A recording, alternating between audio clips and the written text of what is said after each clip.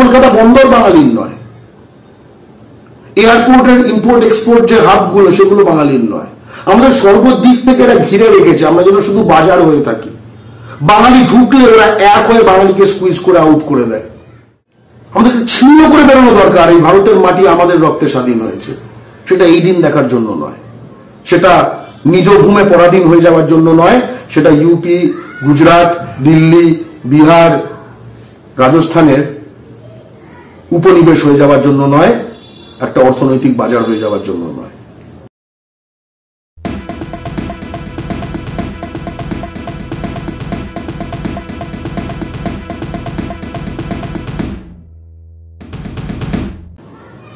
আজকে আবার একই সঙ্গে না মার্কেটিং এর অভাব আছে। আজকে পশ্চিমবঙ্গে ধরো আমি যদি এইটাই খুলি, সুইগি, তোমায় দেখাচ্ছি, চানাচুর পশ্চিমবঙ্গের একটা এত বড় একখানা ইন্ডাস্ট্রি এবং একাধিক ফুড পার্ক তৈরি হয়েছে বর্তমান সরকারের আন্ডারে, যেখানে এই প্রচুর চানাচুরের ইয়ে রয়েছে এবং সেই চানাচুরের যে দোকানগুলো মানে কোম্পানিগুলি সেগুলি কিন্তু একদমই মানে খারাপ কোয়ালিটির না তো বটেই, খারাপ কোয়ালিটি তো ভালো কোয়ালিটির তো বটেই, এবং তারই সঙ্গে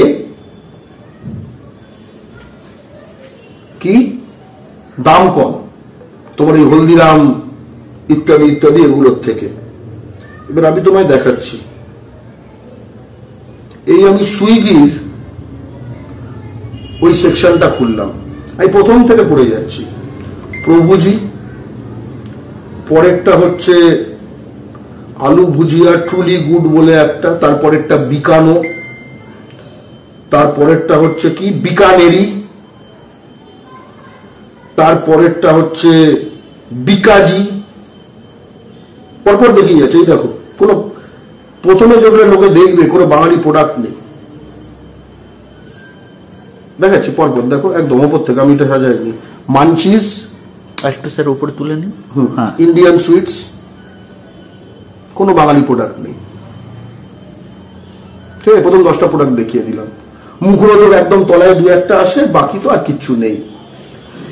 এগুলো ডেলিভারি হয় সারা বাংলায় বেশ কিছু ডিপো থেকে। বাংলার মধ্যে ডিপো, কিন্তু বাংলায় প্রোডাক্ট আছে সেই ডিপোয়ে পৌঁছতে পারে না, কিন্তু রাজস্থানের মাল সেই ডিপোয়ে পৌঁছে যায় এবং বাঙালি সেখানে বাজার হিসেবে সেই জিনিসটি কিনতে বাধ্য হচ্ছে। এই যে সুইগি কোম্পানি এখানে অপারেট করতে পারছে, সেখানে তো পশ্চিমবঙ্গ সরকারের নিয়ম দেওয়া উচিত, বা কেন্দ্রীয় সরকারের নিয়ম যদি এগুলো হয় তাহলে চাপ দেওয়া উচিত যে এর মধ্যে তোমার 80% লোকাল সোর্সিং করতে হবে যদি সেই জিনিস থাকে, তাই না? তুই প্রথমে একটা ওপেন টেন্ডারিং করো। এই দেখুন, এই জিনিসগুলো ছাড়া কিন্তু আমরা চিরকাল একটা বাজার মাত্র হয়ে থাকবো, আমরা শুধু পয়সা বহিরাগতদের দেবো, একটা পয়সা আসবে না। আমি একটা হাতে হাতে জিনিস দেখাচ্ছি, এখানে তুমি প্রতিটি প্রোডাক্ট তুমি ইয়েতে চলে যাও, কিছু কিছু প্রোডাক্ট থাকবে যেগুলো বাঙালি তৈরি কোনো কোম্পানি তৈরি করে না, আমি সেগুলোর কথা বলছি না। যেগুলো বাঙালি তৈরি করে সেগুলো বাংলা থেকে বাঙালির কাছে পৌঁছচ্ছে না, কিন্তু রাজস্থান থেকে বাংলায় ডিপো হয়ে বাঙালির কাছে পৌঁছে যাচ্ছে। তখন এই যে ডেডিকেটেড ফ্রেট করিডোর, সুন্দর আমার লজিস্টিক্স, এগুলো কি?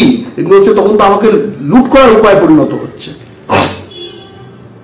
একই সঙ্গে যেটা প্রথম কিন্তু জানতেই হবে যে এই মধ্যে অধিকাংশ, ধরো আমি এখানে যদি ইলেকট্রনিক্সের সেকশনটা চলে যাই, ঠিক আছে, আমি এখানে এই সেকশনগুলো খুব গুরুত্বপূর্ণ, খুব অনেক কিছু জানা যায়, জানো তো।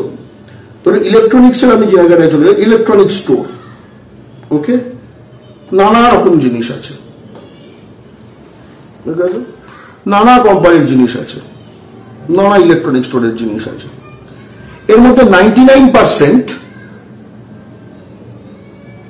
Made in China, 99%।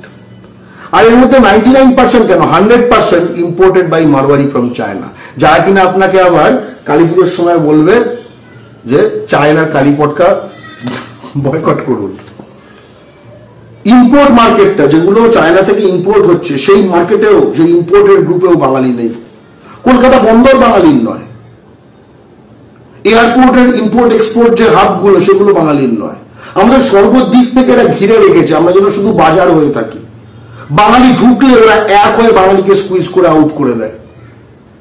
এই পোর্ট ট্রাস্ট থেকে শুরু করে এয়ারপোর্ট, এক্সপোর্ট ইম্পোর্ট, কাস্টমস, পরিকাঠামো যে কর্মী, তারা কেউ বাঙালি নয়। তাদের সঙ্গে এই রাজস্থান, গুজরাট, ইউপি, বিহার, হিন্দুস্তানি এই যে চক্রটা সেখানে সারাক্ষণ কাজ করছে।